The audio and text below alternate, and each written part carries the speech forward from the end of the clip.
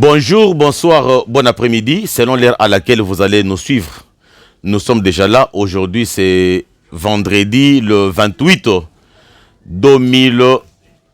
mars 2026. C'est Jefferson Kabanga, le ministre des Affaires compliquées. Je ne suis pas seul, je suis accompagné aujourd'hui de Bibo. Bibo la Concorde. Yende muto songobiso na technique. Alors nous sommes là. Bandero nangai naïka comme d'habitude on a partager maïe o isotalambo canabiso parce que vous savez dans notre pays il y a trop de problèmes et je sais que j'ai pris beaucoup de temps depuis lundi jusqu'à hier jeudi nazalaki liboso na binoté. Comprenez que en RDC et en Afrique il y a trop de réalités et alors les réalités là nous empêchent des fois, mais nous avons toujours les soucis de pouvoir communiquer avec vous. Alors, mes très chers frères et sœurs congolaises et congolais, aujourd'hui, nous avons beaucoup plus politique, mais nous avons beaucoup plus social. Parce que boyebi que chaîne nabiso, Otobengi, voix audible des opprimés. Et la kisinini, ezali mungongo ya babola. Ngai naza mungongo ya babola, naza mungongo ya bato, bazana difficulté, bato, bazana pasi. Namboka nabiso, mais bakonzi. Nous avons tant de dossiers ici que nous allons parler. Binomoko va couvrir, en fait, va découvrir l'ango, mais vers la fin, tu vas politique parce que ce que tu as politique et l'eau comme ça, tu as alors, sans plus tarder, bandonanga, il y a un sommaire. Le point ya liboso, tu as lisolo, il y a Maman Omoyi Amena Véronique. Maman wana, je pense, aussi, bon, mon une photo sur l'émission, à un dossier moko très sérieux. Alors, tu as sur le dossier, wana na niveau, il y a justice, il y a mbo cannabiso. Deuxième point, tokota la lisolo, il y a Maman Denise Nyakero. Pas par rapport, il y a Makambo Oyo et Komela qui est na États-Unis d'Amérique, au Balingaki, Kobomaye. Dieu merci, ce n'est pas arrivé, mais à la kisi ki azama ya boboto, Kozonga zongi na mboka, asali action moko humanitaire ya munene. Tokobeta masolo ango. Troisième point, tokobeta lisolo, il y a Moïse Katumbi. Moïse Katumbi a brisé son silence. À Lobi Lelo, il s'est adressé à Tshisekedi, le président de la République, Félix Antoine Tokoyoka a Yebisienini. Et parce que Bango va travailler en connivence. Kotoyo, Tomoni, Moïse Katumbi a sa déclaration. Kotoyo, Senko pe a se prononcé Lelo. Bazalaki na ba milulu na bango kuna na Senko. Basalaki du 24, 25, non, 23, 24, 25. Alors, basali déclaration na bango. Et après, Tokota la likambu yasuka, là maintenant, c'est par rapport à la guerre à l'Est. Batu bazobeta maboko keno, banyangala katawana, bakomi kobima, bakomi kozonga, chebango na Rwanda. Est-ce que réellement, bazozonga na Rwanda, parce qu'il y a la vérité et bimi awa, nous allons développer. Alors, bandonanga, parce que je ne vais pas vous prendre beaucoup de temps dans introduction, comme je peux vous dire que vous donnez les sommaires. Une fois que vous avez votre vidéo, la première des choses, il faut liker. La deuxième des choses, il faut commenter. La troisième des choses, il faut s'abonner sur nos yeux, abonnement. Et enfin, il faut partager les liens pour permettre à tous les Congolais d'être informés en temps réel et en temps voulu. Parce que vous en avez le droit d'être informé et moi, j'ai ce devoir-là parce que ça, Moussala Ongamoko Naponi. Alors, bande onangai, nazo bande d'abord avec le premier point, comme je vous ai dit, Likambo Etali, Mama Omoyi, Amena, Véronique, Obozo, mon photo, Kawana, Mama Wana, Aza Congolaise de père et de mère, Mama Wana, Bande Kosala Moussala, Banda, jeune âge naye, Banda Kosala ba économie naye, dossier Wana et Banda qui depuis 1968, à Sombaki le Pangu naye, na niveau ya limité, pour le Bambiaka. Ba vrai qui n'a l'aîné grandi ici, ba yebi zamba ya avocat, na limité, à son mec le pangunaye, du temps de Mobutu, ba yaki, ba lobi ke non dengeza boye, place au bosomi, il fallait pas botonga, ba ye, ba démolir bandaku, alors, Mobutu a pesaki bango bisika mususu, parce qu'à cette époque-là, Mobutu a bandé déjà koko misekinti sa munene, nde amemaki bango nangaliema, kuna ezalaki zamba, ba kateli bango, ba mapangu na bango, na quartier lelo bokomi kobenga, Mbinza ma campagne. Alors, maman wana abandi kotonga mwanda konaye avec moi Mike abande kozwa selon musala naye. Mais arrivé à un certain moment si assisi déjà ndako naye, baye babotoli yendako. Et pas bato makasi, et pas bato ba pété, et pas bato ba galon. banda dossier wana et banda na 1969 jusqu'au jour d'aujourd'hui dossier wana ezo continuer kaka na parquet alors que Basi Basamba première fois avec Mutoboto et Lopango a gagné procès du temps de Mobutu. Moutouana aventureux de mauvais goût vu qu'il a perdu le procès aye azui a teki Lopango wana. Moutou yami balé ye kosomba Lopango wana, Mama Omoyi a engagé encore un procès judiciaire contre ces messieurs-là, a gagné. Wana pe amoni ke ba gagné ngai na ko perdre mbongo na ngai te, aye pe a teki la troisième personne, un certain Libanais qui est jusque là maintenant nanda ko wana. Ba kepe ba samina Libanais wana, Mama a gagné toujours procès. Ba komi na niveau ya kosala déguerpissement, ba kende bimisa mutu wana nanda ku. Mais parce que bango bazana mbongo, Mama a commis déjà mutu ya troisième âge, azana makokite, moyen que bimisa mutu na nandaku ezate parce que mutu azana mbongo azo corrompre. Lorsque Mama zoke na tribunal de grande instance ya Gombe, bazo senga ye $4,000 pour akokana kofuta bongo batu bakende kosala déguerpissement. Je ne fais pas beaucoup de commentaires, on est à kaka introduction. Nazo pese bino suko Mama bino moko bolandaye. Suivez. Bonjour Maman Véro. Bonjour papa. Boni maman. Sangote. Maman Mikolo Belé, tout le monde en était vraiment. Mikolo Belé, puis Zanga na kanso okuyaka kutalanga yo yakate. Oui maman nanga iposa kotala yo ezali mais makambo eleki ebele. Lelo nde na 8 mois temps na ya kotala yo toko kopena ko solola. Parce que nayebi mbala sima tango tozalaki awa tosalaki émission par rapport ya likambo munene oza na yango. Alors yango nde na ye lelo pona ko na koyeba banda tosalaka émission il y a de cela maintenant presque 2-3 mois. Comment suite à ta mon côté aux 8 à ta appel à ta iloko mon côté? Ah papa Jeff ngana kanisi pa na bino soko toleki pa ba journaliste ya biso ya Congo. Makambo ekozala vite fait mais nazo mona bozo la lisa yango. Nazo mona ata réponse moko te ata mokonzi moko abenginga te eloko moko te. Ah, mawa mingi mawa mingi mais pourquoi bon je ne sais pas au moni mboka na biso ezana makambo ebele. Bakonzi babimaka mingi soka ka moni likambo yaki yaza na intérêt kuna nde abimi mais soki amoni kaza na intérêt te ata kwa yoki akosala ka semblant mais ce n'est pas grave.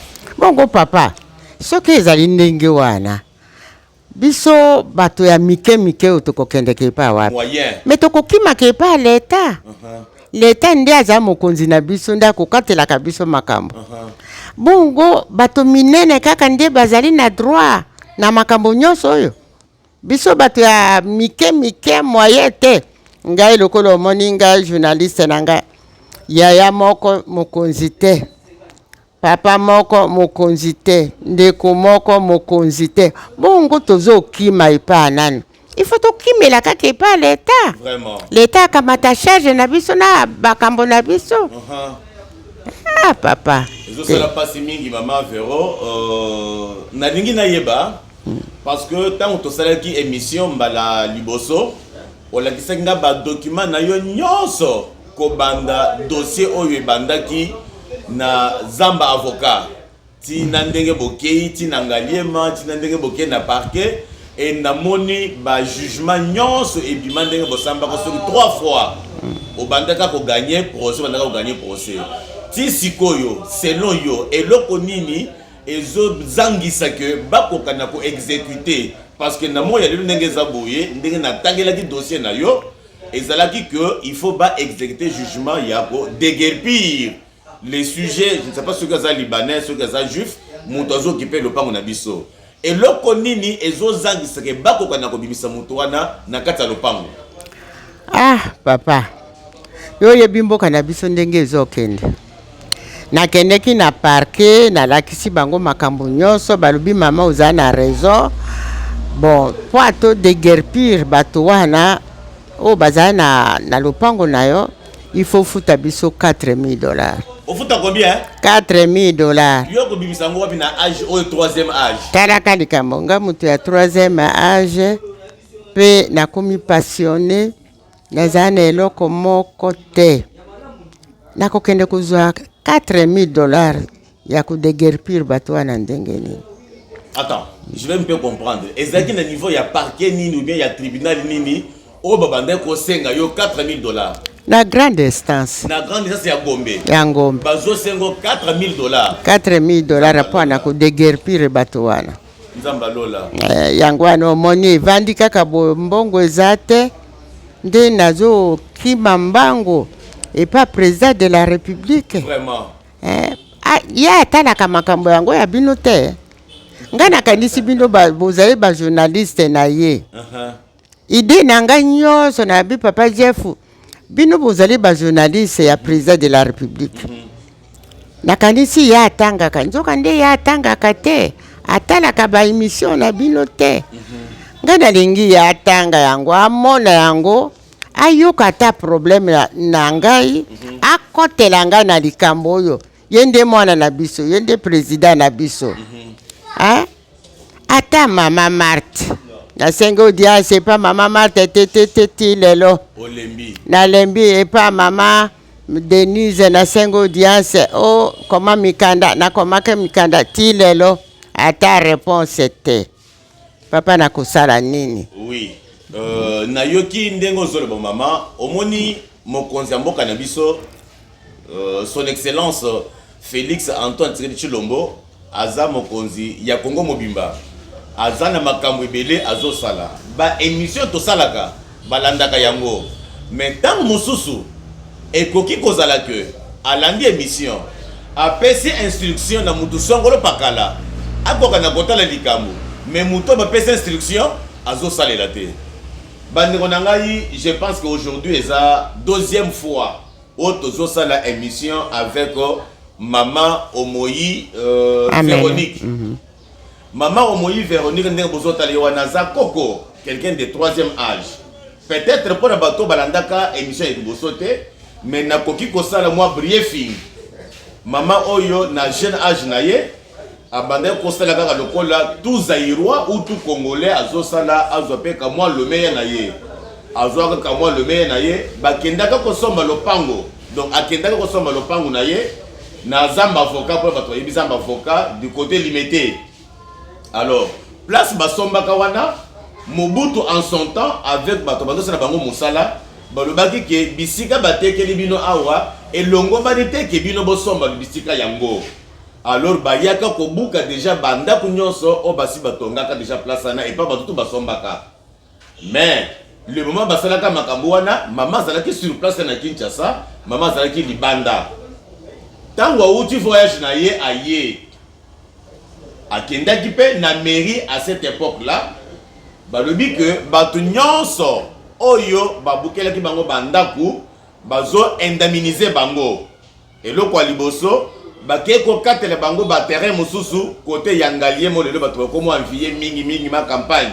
Mais à cette époque là na ba année ceux qui ba année ezaki na nini 68 na ba année 68 ezaki zamba na zamba bakenda koboka bango kuna bato banda ko bako kende ko puisque ezalaki zamba mais ye andimaki na ye bapesi ye mwa terrain na ye balobaki ete bandako déjà bosi botongi tokozongisa pe bino mbongo mais ya ye indemnisation atira kozwa te eloko ya bénéficiaire eza kaka lopango. Mais parce qu'à cette époque-là, c'est une brave femme, une brave fille, à se débrouiller na ndenge na ye, abandi kotonga mwanda kumususu malembe selon makoki na ye. Tango ndako ekomi quelque part là pour ekokana kosila, un certain monsieur abimi dans le vide, aye aboter le pango le col na Afrique, et ça déjà système que ceux qui ont mokonzi, aux général, aux colonel, aux ministres, Moussa les a koboto la kabatunsu sur mapango. Dossier est banda depuis 1968 ou 69. 10 mois il y a les lots. Maman Azoko ko bénéficier. Si qu'on a zomi tuna. Troisième âge ndenga zaboye. Azana isiri ya kovanda te. Place toujours sur l'émission awa. Tozana église bisika komi kolala. Est-ce que vous trouvez ça normal bino bakonzi bozo kambabiso ministre ya justice monsieur Guillaume Ngefa, ça c'est juste pour vous Ce n'est pas pour rien que au Monaka Batubele Banda Kolinga Constant Moutamba. C'est parce que le dossier a boyé. Ce qui a lundi kaka émission, à lundi vidéo, directement il doit réagir pour remettre la maman ici dans ses droits. Mais on ne comprend pas votre façon de faire. Bien sûr, tout un chacun a sa méthodologie. Il y a le Moussala. Mais cette fois-ci, monsieur le ministre, avec tous les respects que nous vous devons, prière trouver solution dans le dossier ya maman Oyo. De la même manière, tu comme une vidéo et bimi, il y a maintenant 48 heures. Il y a Munganga Moko, médecin Moko, abandaki Kobeta, malade na ye na hôpital, moi c'est n'a pas Kobota. Alors docteur Wana, ceux qui prennent les Cambonini, ceux qui prennent les Cambonini, abeta qui moi si Wana na salle d'opération, na salle de soins, comme vous n'avez pas d'idée. Vidéo n'est circulée. Monsieur le ministre, tu n'as pas hésité directement pour passer par instruction pour Bakokana Kokanga, médecin Wana a de répondre de ces actes. Pourquoi pas aussi agir pour la maman ici? Et là, l'âge de votre maman, quelqu'un qui est déjà au-delà de 70 d'années vers 80 ans, vous pouvez vous imaginer ce que les lois parce qu'à cet âge ici, la garantie, l'espérance de vie n'est pas certaine. Vu son âge ici. Alors que mboka na ye, mboka ya Congo, ya Bangkok na ye. Mais un sujet étranger avec le pango. Et vous gardez silence, la justice congolaise fait fi. Lorsque la maman va pour que Bakende exécute les jugements, on lui demande $4,000. À Kodimisa Yango Wapi. Son Excellence, Monsieur le Président de la République, Félix Antoine Tshisekedi, Fatou Beton. Maman Oyo, Koko Kosungaye, Maman Denise Nyakero, nous sommes pendant le mois de mars, le mois des femmes, au Bokoki pour valoriser ma femme. Mais voilà une femme comme vous. Elle est en difficulté. Maman Martha Kassalou, maman de la nation, aux hommes à Batudjonso, au Bota Fachi, au Bota tout peuple congolais. Boko Kanako Likambu ya maman Véronique Omoyi. Akende kovanda le pango na ye attention ka vana ndako manzanza attention ka kufi batu bakende kolela ye wana ki mama mukolo boya bando ko yenga. Elle a servi la nation congolaise, elle a servi la nation zaïroise, elle a travaillé beaucoup de temps.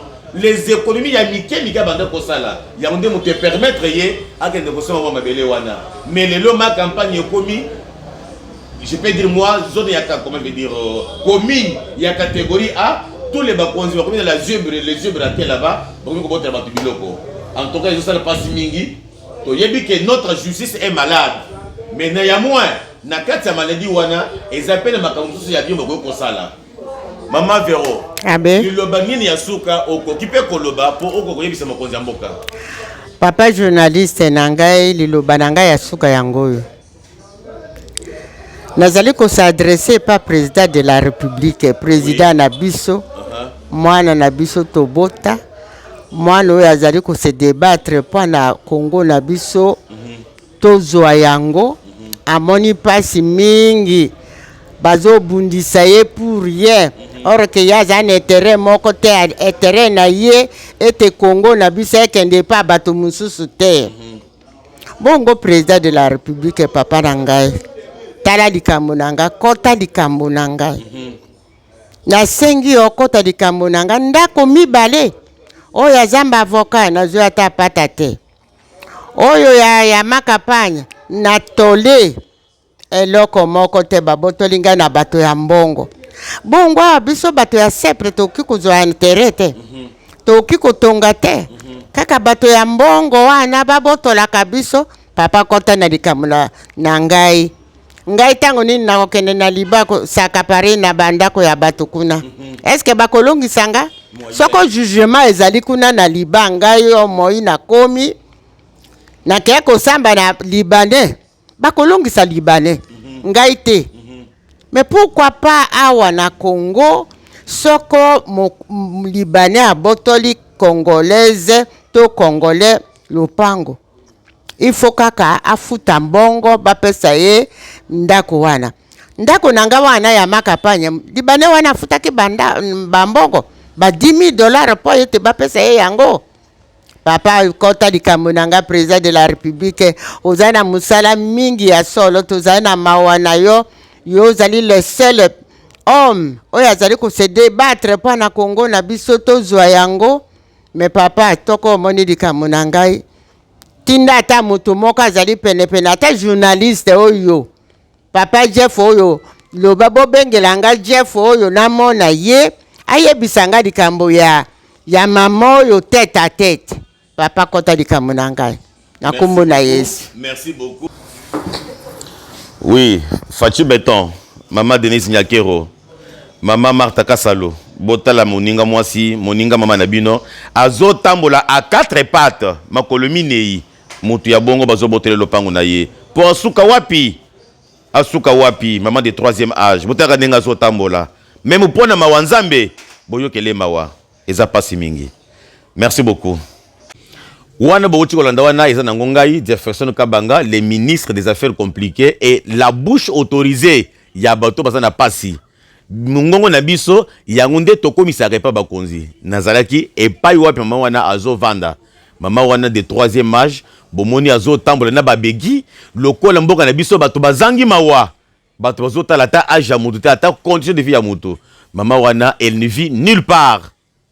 Azolala na église place to vanda ki wana ezaki ndako moko boye pembeni ya église kana kata lopango église to vanda ki moi place moko po esala un peu moi propre mais mama wana botala âge na ye wana azola na église azola na libanda mais lopango na ye babotoli ezo sala pasi par un sujet étranger nani akoki ko kende na mboka mupaya akende ko botoli biloko makambo nde tozomona bapaye na mboka na biso bakomi ba intouchable. Parce que na sima na bango bazana ba colonel, na sima na bango bazana ba généraux, na sima na bango bazana ba ministre, na sima na bango bazana ba député. Mais biso bana mboka nous sommes marginalisés.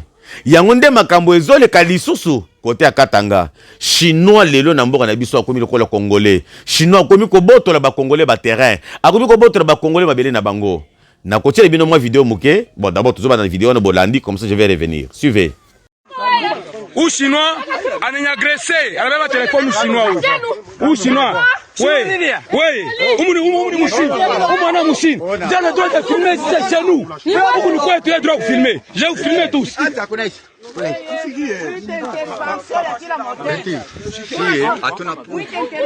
que vous avez doser ma chambre, ils vont aller chez ma chambre.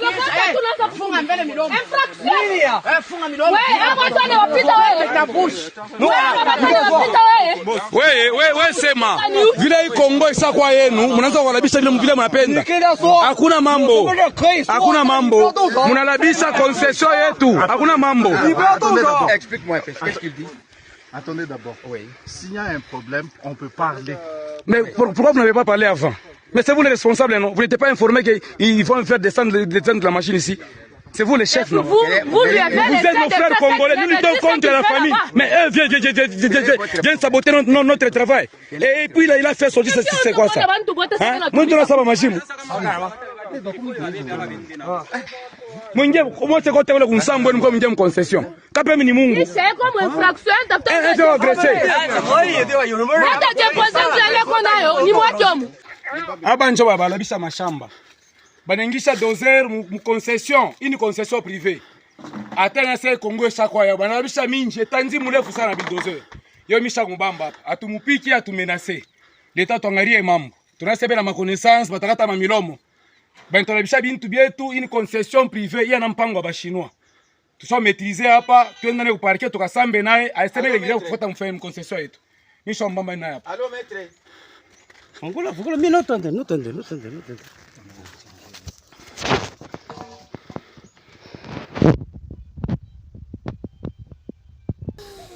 Chinois bauchi comme on a bakangi wana Chinois basombi bon carré minier ndenge bozolobe ngana ibi makambo wana te pour basala ba exploitation na bango basala misala na bango mais les Chinois s'est donné les luxe ya kokende ko kata tina bilanga akio kata tina bilanga place wapi batu baloni ba masango place wapi batu baloni biloko kolia alors que biso na Congo toyebi ke bile ya ba congolais eza manyoko eza masango eza loso eza madesu masango bauti ko bebi sone pa ba chinois elingi kosunga bato ebele parce que tozomona kanya makasi eseye moko azokende ko livrer bamasango un peu partout. Mais lorsque nous avons aussi des particuliers comme ça, bato wana bazo épauler au lieu que tokende kaka kosomba biloko na mboka ba mipaya mais pas biso moko tokona ko produire. Mais chinois aye a saboté bilanga mobimba so combien d'hectares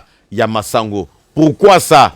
Parce que chinois na simana ye azana batu oyo bazo protéger ye.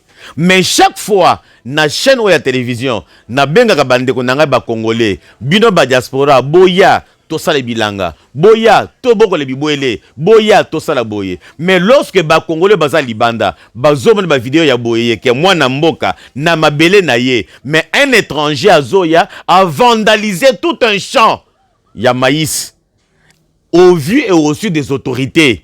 Et ils ne font seulement rien. Nous sommes où là? Dans quel pays ces genres d'histoires peuvent se passer?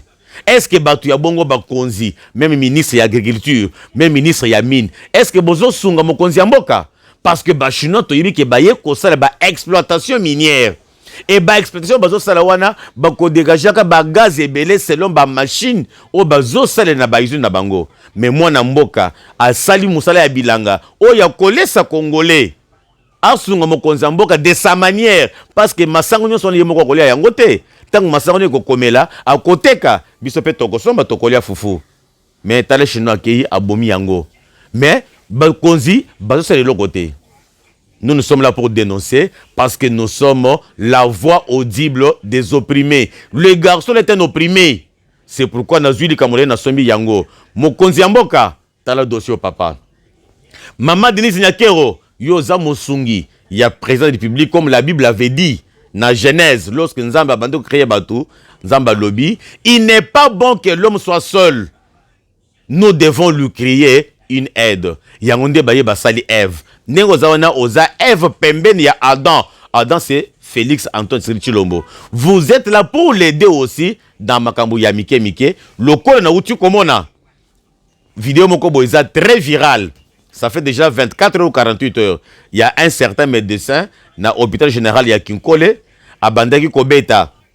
Moi, si moko boye, a zo saigné dans la salle d'opération parce que vidéo na coach le bino yangote, et zo la qui sa partie intime pour la dignité des femmes, na coach vidéo anate, mais le médecin wana a Bandaki Kobeta moi si on dans la salle d'opération. Quand je parle là boye bi vidéo wana.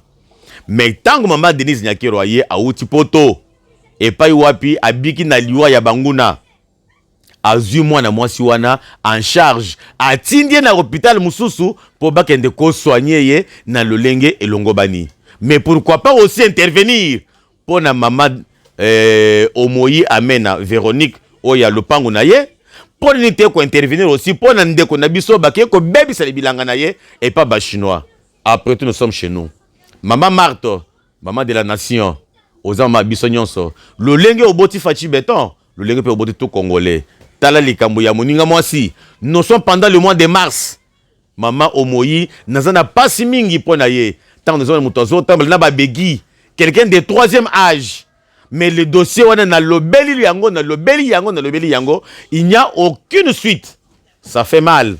Nani akoko kondima amona maman na ye moboti un étranger ya ko botole le pangu na ye maman nazana ba tous les documents dans la première émission to salaka na ye na legisa ba document nyonso. Mais pour nani bakonzi vous gardez toujours fille yangonde to nazobelela na président de la République lui le magistrat suprême nazobelela na maman Denise Nyakero musungi na ye et puis nazobelela na maman Marthe Kassalou maman ya nation congolaise. Beaucoup kana ko trouver solution pour le dossier ya maman Omoyi. Alors, bandonanga sikoyo na kei na likambo ya Moïse Katumbi. Tolala tolo mukaboye Moïse Katumbi abimi. Asali déclaration wana lelo avant kutungana loba yango na zotie lebino déclaration ya Katumbi makamba wutu koloba et nous allons analyser ensemble vous et moi. Suivez Katumbi Chapwe. Chers frères et sœurs, l'heure est grave. Le temps est venu. Nous avions quitté le pays en 2015. Voilà aujourd'hui, le débat est encore là, où on veut toucher à notre constitution, où on veut changer notre constitution. Je dis non. Je demande à la population congolaise d'être éveillée et de dire non à ces changements constitutionnels. Nous avons besoin de la paix dans notre pays. Nous avons besoin de l'unité de notre pays. Aujourd'hui, nous avons ce que j'appelle le professeur de malheur.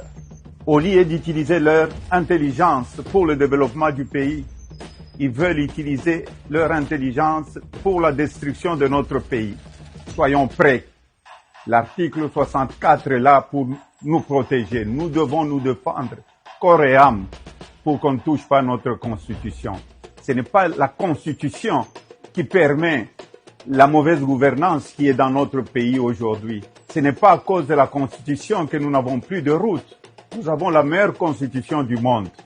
Ce n'est pas à cause de la constitution que les fonctionnaires de l'État sont très mal payés.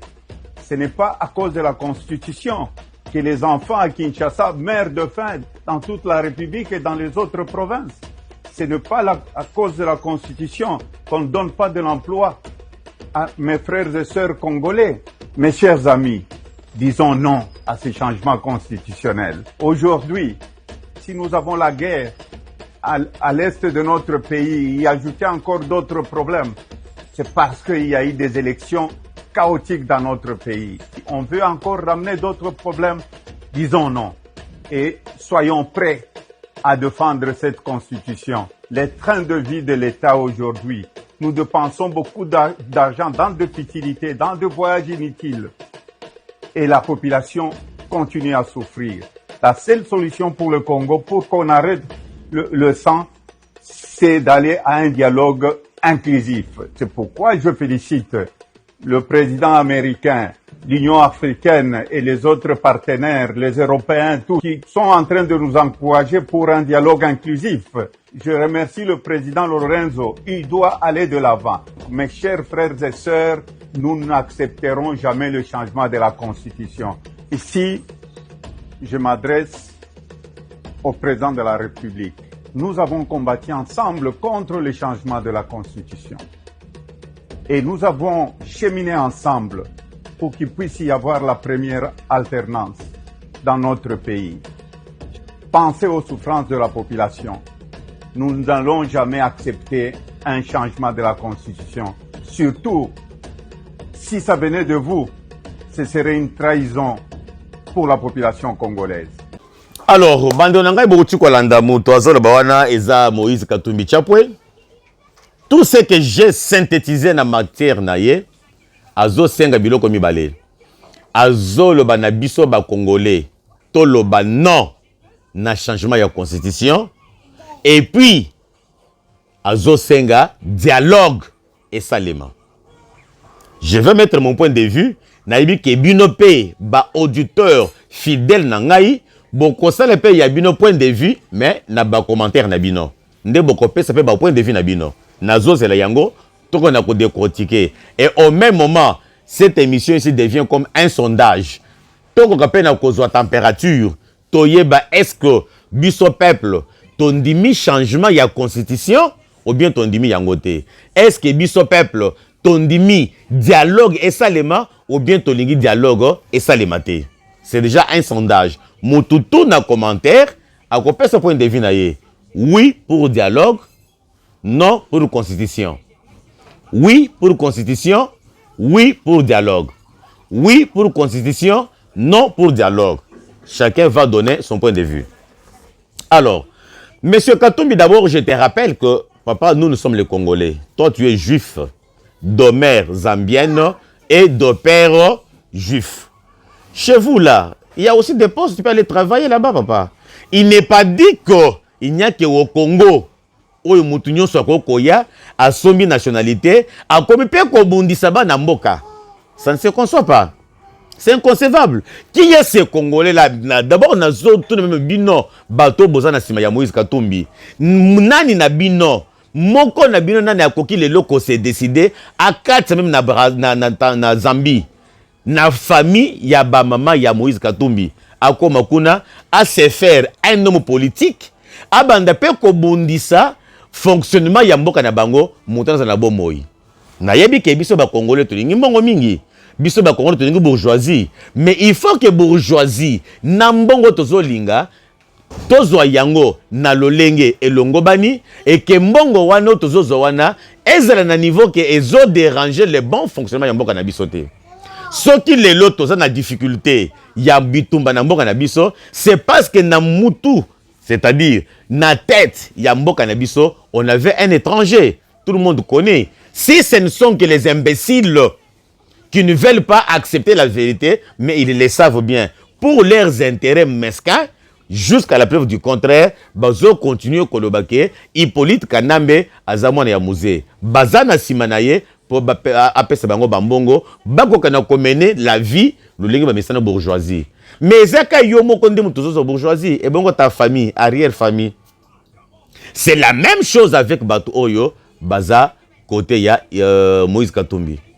Hippolyte Kanambe mokonzi na mboka na biso, il a infiltré ko bandana ba institution administrative na assemblée nationale, n'en parlons pas, na gouvernement central, na service de sécurité, na armée. Ceux qui armée na biso comme qui faible, c'est parce que ba Rwandais belé bazalaki na mboka na biso.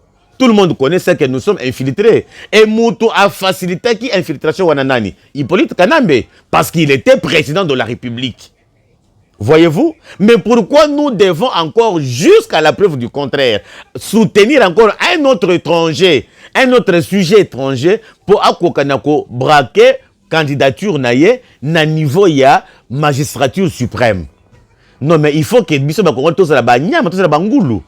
nous sommes où là? Quand moi je vois d'autres Congolais qui parlent français, qui ont étudié, mais qui soutiennent Moïse Katumbi, c'est du jamais vu. Bien sûr, le monde est déjà devenu village planétaire, mais nous sommes encore loin des réalités. Nous ne sommes pas aux États-Unis d'Amérique où j'ai vu moi un Africain diriger un grand pays comme les États-Unis d'Amérique. Ils ont déjà des normes, ils sont déjà développés, mais nous sommes à quel niveau? Pourquoi nous devons encore cautionner jusqu'à ce niveau ici? Moïse Katumbi qui vient nous dire, nous aujourd'hui, qu'il faut changer la constitution. En tant que qui? En tant que qui? La constitution que nous avons aujourd'hui est la constitution ici qui a été faite sur base de la réalité, il y a guerre. Le pays ici a été divisé en 4. Le pays était divisé en 4. Il y a eu Hippolyte Kanambe, Nabatunaye, Babado contrôlé parti ouest, c'est-à-dire Kinshasa, Bandundu, Kasai, ainsi de suite, Bakatanga. Ok, na est kuna, okuti RCD Goma.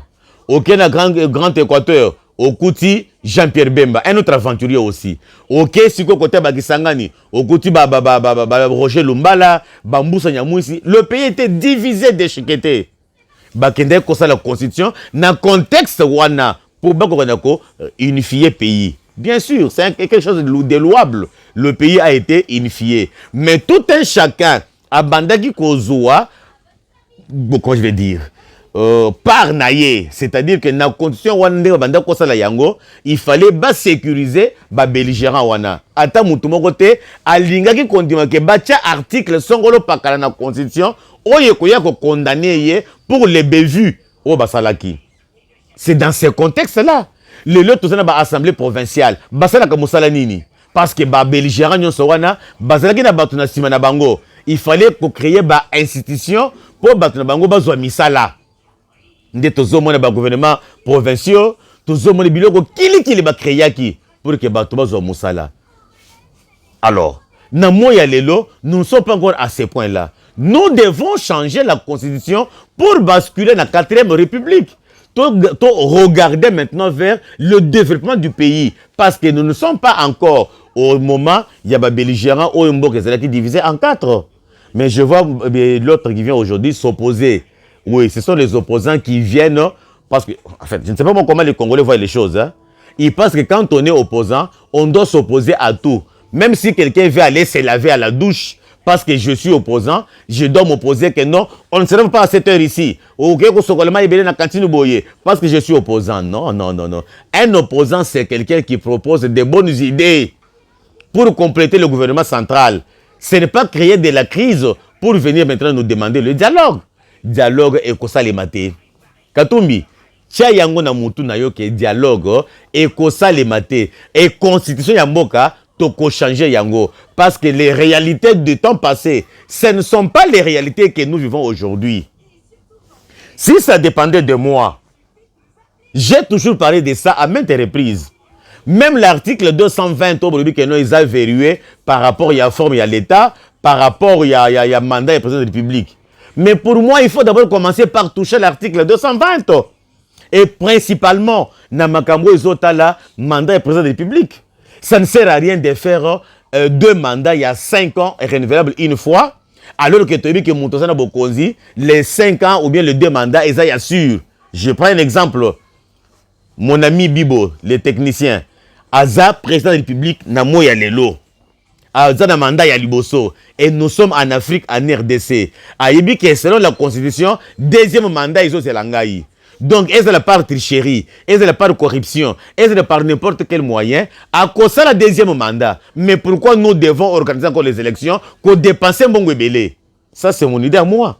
J'ai toujours parlé de ça chaque fois.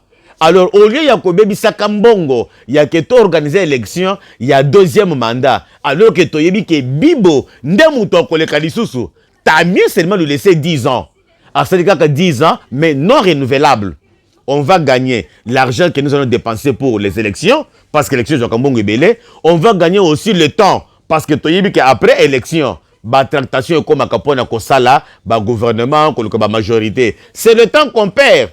Je peux prendre l'exemple de Makambo Soumino Awa. On a fait 6 mois durant. Le gouvernement est maquité. Alors maintenant, tant que tu as fait, na 2000, ce qui quand tu as fait l'élection, élection, les sous-sous, bah, vous avez tant de dans les vides. Non, nous devons changer la constitution. Ça, c'est mon point de vue. Il faut qu'on supprime le Sénat. Sénat, on Moussala Nini. Moussala Sénat, c'est le même travail que l'Assemblée nationale à Salaka. Alors pourquoi avoir 2 chambres?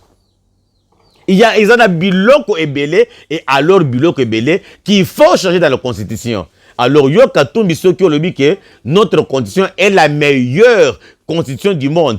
Kende yo ko la constitution na yowana o sala le yango et pas bino. Et ici c'est chez nous. Nous devons diriger notre pays comme nous le voulons. D'ailleurs là où les Congolais parlent, toi tu dois te taire. Parce que dans ton sang, aucune trace, il y a Aden, il y a Congolais. Alors pourquoi nous faire ça? Tu peux partir, faire tes aventures en Zambie, tu peux aller faire tes aventures chez vous, na Israël. On n'a pas besoin de toi. Et puis ils prennent pour le dialogue. Papa, on n'a pas besoin de dialogue. Ce n'est pas Tshisekedi qui vous avait demandé d'aller créer l'insécurité. Ce n'est pas Tshisekedi qui a demandé à Nanga d'aller faire les aventures là-bas pour que je ne fasse le dialogue. Ce n'est pas Tshisekedi qui a demandé à Nanga d'aller faire la rébellion. Ce n'est pas Tshisekedi qui avait dit que Kabila Rwandais a représenté Mboka Nabiso. Ce n'est pas Tshisekedi qui avait demandé à Mouzé le père de pouvoir signer les accords avec les Rwandais et les accords que nous continuons à payer les prix jusqu'au jour d'aujourd'hui. Et vous voulez maintenant demander que tout ça le dialogue pour permettre encore aux étrangers à bazonga lisusu. Parce que derrière Nanga, il n'y a que les étrangers. Bon, mon qui maman moko boye ou a salaki déclaration de meeting ya bananga ya maintenant une semaine passée. Maman a tant posé la question que nanga ozolo bana biso que bino bozo ba congolais boye ko libérer biso. Mais tozomo na ba institution na bino ba consignance bazaka ba rwandais na ba rwandais nde ba tozomona. Donc libération eza ya kozwa mabele na biso ko kabana ba rwandais. Maman wana alobi makambo wana na meeting. Le corps de Moutouna atuna ka Moutouna Nabutu baké babomi baké ko boka na mai. Nazaki na vidéo mais puisque c'est une vidéo mususu très sensible au coach le Moutouté ata les vidéos na batusu ba kokate. Baké ko komona na mai. Est-ce que maintenant c'est ça qui avait demandé à Nanga d'aller faire ces histoires là et aujourd'hui vous nous demandez le dialogue. Tant que tu le dialogue, batouana bakozonga lisusu. Dialogue et kosalema T. Nous avons dit NON en majuscule et surtout en rouge. Écolekate. Après tout, le Congo doit évoluer autrement.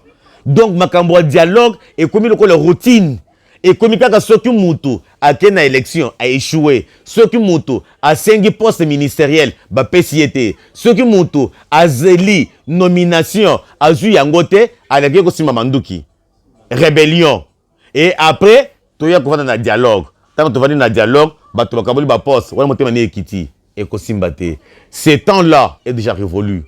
Bouzo Tosalaki, Namouze, le père, Ayeki Koko Sabiso, qui est donné pour libérer le Congo, nous aurons Yelek Biso Rwandais. To Yambaki ye a, parce que nous avons pesaka ba Congolais goût, il y a rébellion. Les lois vendent dans l'élite à Koufi, Biso les lois va payer le prix, Batobozo Fokona ba innocent. Oh bah il m'a cambouté, bah il ni Moutou ni Makori ba accord Walante, accord de l'Emera, j'ai dit dans ce bétal solo. Toyo comment na bouzo mususu na makambo ba 1+4. Dialogue toujours. Toyo comment na ba dialogue ya Senko. Toyo comment makambo belé. Et pourquoi nous devons supporter encore ça? Et jusqu'à où nous devons continuer avec le dialogue? Ça on dit non. Alors, bandonanga na kesiko parce que nous tendons lentement et sûrement vers la fin de notre émission. Senko Tola makambo kaka lelo. Makambo to nous obete bino soliza makambo ya lelo. C'est nous qu'on peut passer déclaration à Bango. Bolanda d'abord Bango. Mission prophétique de l'Église et communion épiscopale. Déclaration de la Conférence épiscopale nationale du Congo Senko à l'issue de la session extraordinaire de l'Assemblée plénière du 23 au 25 mars 2026. Nous, cardinal, archevêques et évêques membres de la Senko, réunis en session extraordinaire de l'Assemblée plénière du 23 au 25 mars à Kinshasa, nous sommes penchés sur notre mission prophétique et le vécu de notre communion épiscopale. Fidèle à la parole de Dieu, proclame la parole, intervient à temps et à contre-temps, dénonce le mal, encourage, 2 Timothée 4:2, à la tradition et marchant sur les pas de nos vénéreux prédécesseurs, cardinaux et évêques, nous réaffirmons notre détermination à poursuivre contre vents et marées notre mission prophétique. Notre objectif est de contribuer, entre autres, à la promotion de la dignité inaliénable de la personne humaine et au bien-être du peuple congolais. Dès lors, face à la situation sécuritaire et humanitaire dégradante de notre pays, nous ne serons nous taire.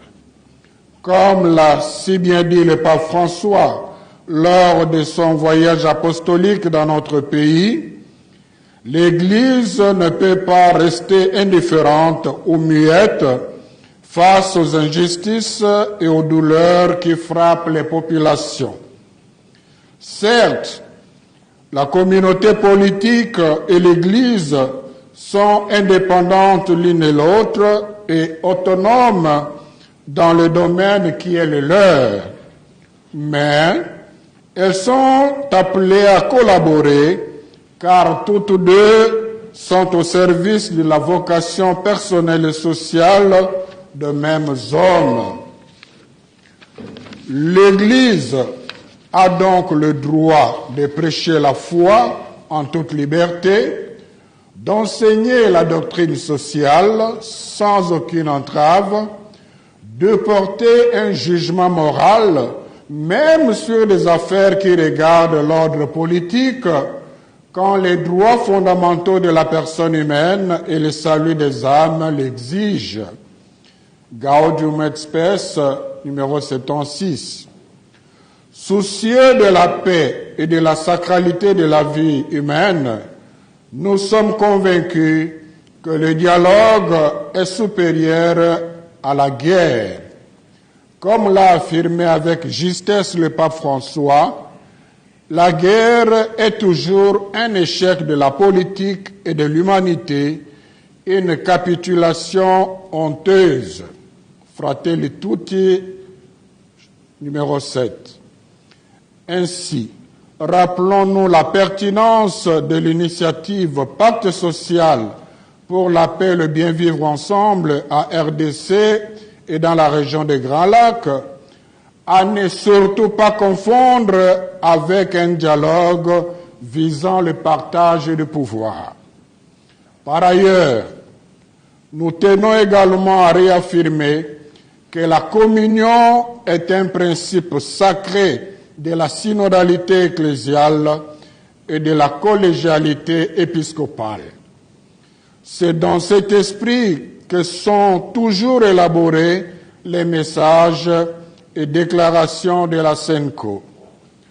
En outre, nous sommes bien conscients que certaines personnes s'évertuent sournoisement à discréditer notre mission, à s'aimer la zizanie entre nous ou à nous engager à une sorte de guerre de religion, raison pour laquelle nous exhortons nos fidèles catholiques, les femmes et les hommes de bonne volonté, au discernement, à la prudence et à la bienveillance. À l'approche des fêtes pascales, puisse le Seigneur, par l'intercession de la bienheureuse Vierge Marie, Reine de la paix, bénir la RD Congo et son peuple. À la signature, tous les évêques membres de l'Assemblée plénière présents à cette réunion, à cette assemblée, je vous remercie.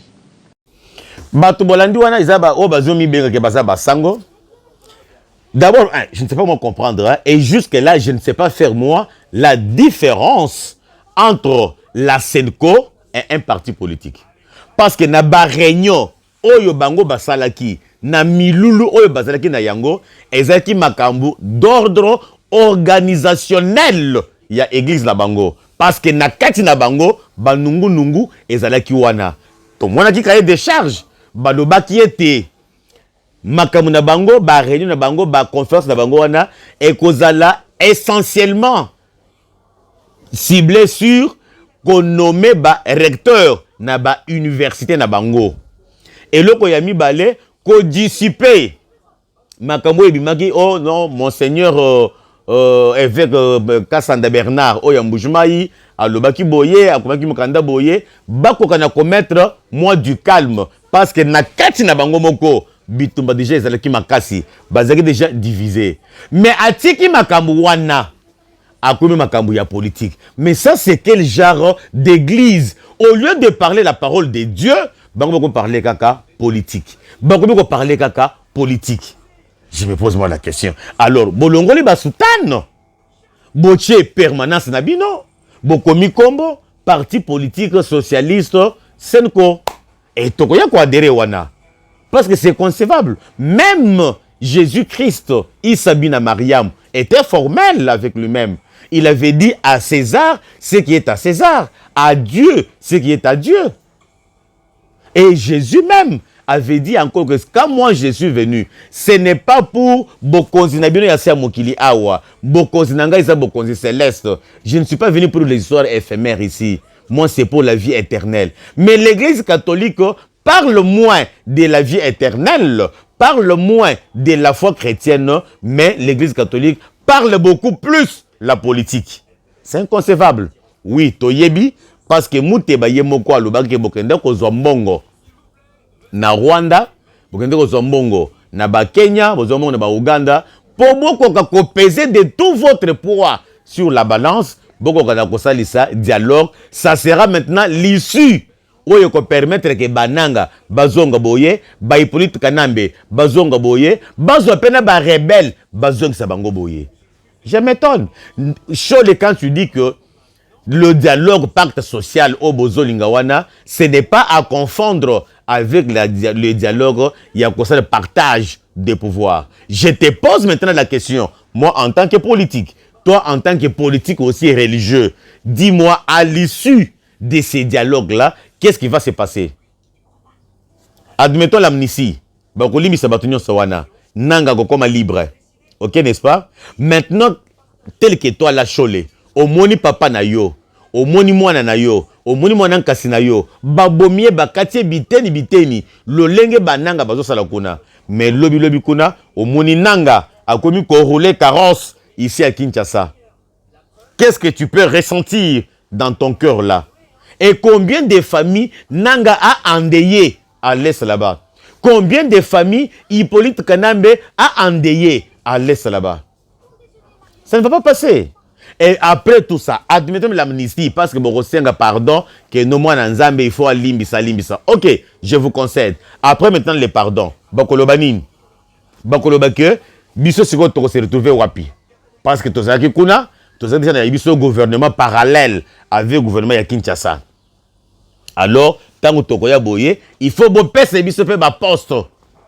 Puisque bakobanga, que ceux qui te vendent biso moko boye, il faut que la peine à poste de responsabilité, tous la peine à basonner dans biso pour notre sécurité. N'est-ce pas ça le partage du pouvoir?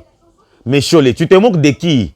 Ça, il faut dire à ceux-là qui n'ont pas étudié, bien sûr. Il y a des ceux-là qui ont étudié, mais qui vous raisonnent comme de, je sais pas moi. Hein?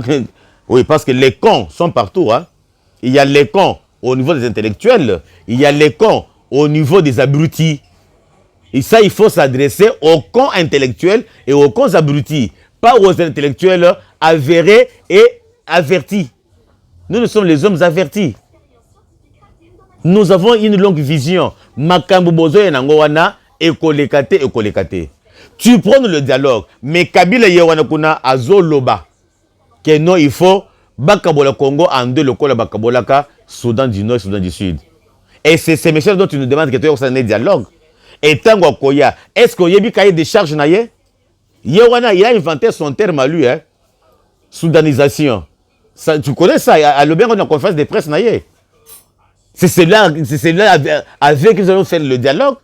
Non, Cholé. Si ça dépendait de moi, c'est parce que son Excellence, Monsieur le Président de la République, il est trop calme et trop passeur. Si ça dépendait de moi, Jefferson Kabanga, le ministre des Affaires compliquées, la première des choses, je fermerai l'église catholique et arrêter tous les prélats et les fouetter sérieusement.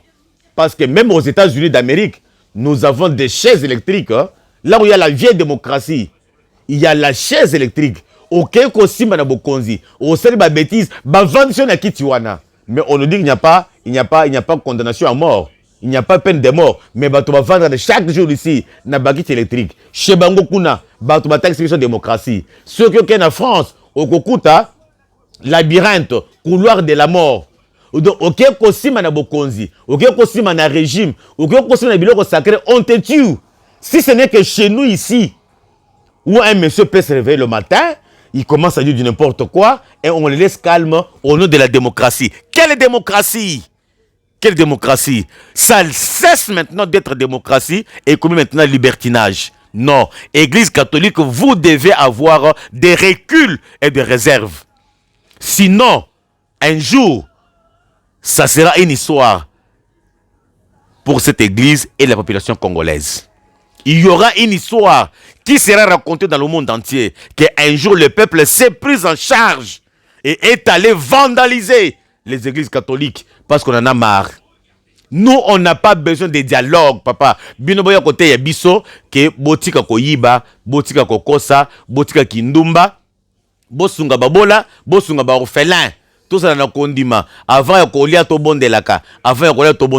Mais lorsque vous parlez de la politique, alors ça dérange, c'est ça maintenant d'être église. Si ça dépendait de moi, comme je l'ai dit, j'insiste, je ne sais pas. Plus pour kata chole wana mutu, ça demande quoi? Il suffit seulement de se fâcher, puis on coupe la tête, c'est fini. Combien de prélats catholiques na bambo biso baboma bango? Et qu'est-ce qui est arrivé dans ce pays-là? Et ni no combien ba konziwana? Si ce ne soit que vous, bato bozo kufa na est wana butu moyi, bango ba sa batute, bien ba super homme. On a dit c'est quoi ça? Ça énerve. Le dialogue, il n'y en aura pas. Et la Constitution, nous allons la changer. Le temps actuel, le moment actuel, c'est le moment de basculer de la 3e République et à la 4e République. Parce que les réalités que nous avons aujourd'hui ne sont pas les réalités d'hier. Quand on avait confectionné la fameuse constitution ici, qui est Katoumi qui vient de dire aujourd'hui, avec un Français Ali Koukouma, Azolo Français Azo Kangama, Obazur Yambalakata, lokola tomonaki Kanambe awa azalaki président ayebi koloba ni français ni lingala ni chiluba ni kikongo ye ayebi kaka swahili bora oyo balobaka na Tanzanie et puis na Rwanda na kinyoro na anglais. Tout ça c'est déjà passé. On n'a pas encore le temps là d'accepter quoi que ce soit. Ça appartient à l'histoire. Alors, Bandonangai, j'arrive maintenant à un point Yasuka. Je parle maintenant par rapport à comment je vais dire retrait. Il y a un élément rwandophone au Bazana Mboka Nabiso au Bozobenga M23 AFC. Parce que pression et l'équimingi na salé kibino émission na mukanda l'exai bino nanga a signé mukanda que non et ba élément na biso il faut babima bakende. La question qui restait à savoir tango bazobima bazokende wapi puisque tout le monde na territoire il y a Lubero presque na ba localité belé na ba village ebelé ba élément bazobima le lenge na zo tsheli bino ba vidéo et les canaux besoin ba vidéo ninga ba bazobima OK toboité bazobima. La question reste maintenant à savoir tango bazobima wana bazokende wapi bazokende Rwanda bango bazomi benga ba congolais siko tango bazobima bazokende Rwanda bakokoma ba rwandais c'est une question. De deux, ceux qui bazokende Rwanda te, bazokende siko na territoire nini, na province nini. Selon mes caméras, et qui sont formelles, on m'a dit ceci. Lorsque batunyon so bazo longwa na territoire ya Lubero, bazokende destination na bango wapi, Walikale. Bazokende na Walikale, côté ya Kisangani. Pour ne bien maîtriser géographie wana bien. Parce que baïbi bien que Africom, comme vous le savez bien, le département de guerre américain, Bazana Mboka Nabiso, Bangonde Batubazo appuyer les FARDC, même si vous voyez aujourd'hui les FARDC montent en puissance, Bazo neutraliser Badron ya Bananga, Bazo récupérer territoire, localité, c'est à l'aide Yabatouana parce qu'ils travaillent en connivence avec Bakonzina Biso et Bayeli Biso, moi technologie à Sika, moi Bibundeli à Sika. Batouana batie base na bango na Kisangani, de côté Bazali, na film moko boye pembeni ya aéroport. Siko lorsque nanga na batu na ye bazolongo côté Bazalaki, na côté Bazali ya Banor Kivu, Sud Kivu, bakomi ko se diriger na Walikale, wote na province Mususu. Bango se diriger vers Kisangani. Mission spéciale bango zanini bakende ko constituer force kuna pour bako na ko attaquer base arrière ya FRDC o izana Kisangani parce que même ba sikoy na biso même ba drone na biso ezamu panzi wana bazo commander yango à partir ya firme wana bakei basali ba action bazongi ceux qui ba soda basala posa ba munitions basala posa manduki basala repli bakei bazu ravitaillement bakei ko bunda yango nde sikoyo nanga selon calcul na bango balobi que non le kole bitumbi komi makasi base arrière ya FRDC na wazalendo bache base arrière na Kisangani et na Kisangani wana nde place pe Africom ache base na ye comme ça tokende ko détruire tango to ko détruire to ko anéantir déjà le temps que baya continue renfort mususu on aura la facilité ya kokweisa mipanzi wana. Ah mais n'oubliez pas, vous savez combien de fois na salebino émission pe na ba image ba drone oyo nanga bandaki kotinda po bakende ko détruire base arrière wana. Mais grâce à la technologie de pointe au ba américain wana ba yelibiso bazana makoki na capacité ya ko contrôler toutes les frontières nyonso wana. Donc odeso bananga bazawana bango ba yebi. Lorsque bango bazo tinda drone awa Africom accompagné avec FRDC bazo repérer ma camion sur la partie à radar bazo tinda pe ba drone pour pas ko détruire ba drone kamikaze wana. Mais ceux qui maintenant bozo tikabino bokanisi que parce na zone ba congolais belé bazo sepela o ba nyangala tona babimi o ba rwandais babimi o M23 babimi na Lubero. OK, maintenant il faut bomi tout na tango bazo bima wana bazo kende wapi.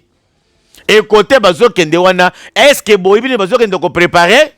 Ah, le gouvernement congolais, vous devez ouvrir l'œil sur ça. Je vous avertis aussi, c'est ma façon de contribuer pour soutenir le président de la République. C'est ma façon aussi de lutter pour la sécurité de mon pays. Je dénonce. Mes caméras qui sont là m'ont dit que Batona Bazozoa, direction de Bango vers Walikale, pour bakende ko attaquer base arrière au Ezana Kisangani. Alors, ceux qui vont détruire kaka base wana, mais là-bas ça sera maintenant passoire, hein? Bakoya. Vous vous rappelez du temps de Mobutu? Mobutu a tchaka base ne munene na tingi. Babanda ko le ba tingi ne tombera jamais. Tingi ne tombera jamais. Avec papa Léon Kengo Wadondo ici. Mais lorsque kaka tingi est kwei, puisque n'a des places au bachaki base ya mukasi, base ya munene. Tant kaka tingi est kwei. Ndenge Laurent Désiré Kabila yaki avec vitesse. Parce que ba neutraliser qui place à Tchaki force à Makasi. C'est la même situation qui se répète encore aujourd'hui. Le col a bâti base à Makasi, na niveau ya Kisangani, il faut faire par tous les moyens que Batouana, Bakokana ko maîtriser base arrière wana ya FRDC. Pourquoi ça va maîtriser? C'est fini. Même Zela Maïba, parce que Kisangani, parce que Zela Maïba to baye awat. Alors, à bon attendeur, salut. Mes très chers frères et sœurs congolaises et congolais, je suis arrivé à la fin de notre émission d'aujourd'hui. On a un bino, tout le monde lobby, Inch'Allah.